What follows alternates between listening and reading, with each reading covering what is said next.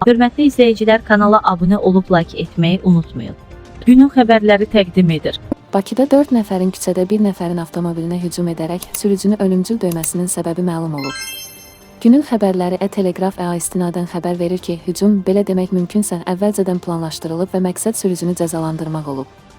Mənbə bildirib ki, avtomobilin sürücüsü insidentdə iştirak edən şəxslərdən birinin xanımına qarşı qeyri-etik ifadə işlədib. Qadın isə bu barədə həyat yoldaşına məlumat verib. Bundan sonra isə Natiq Mustafa Kamalov, Vahid Zavadov, Nazim Rəhmanov və Azər Zahidli həmin sürücünün arxasınca düşərək onu publik şəkildə cəzalandırıblar. Bakının Binəqədi rayonu ərazisində sürücüyə qarşı zorakılıq etməkdə təqsirli bilinən Natiq Mustafa Kamalov, Vahid Zavadov, Nazim Rəhmanov və Azər Zahidlinin barəsində qətimkan tədbirinin seçilməsi ilə bağlı təqdimata baxılıb.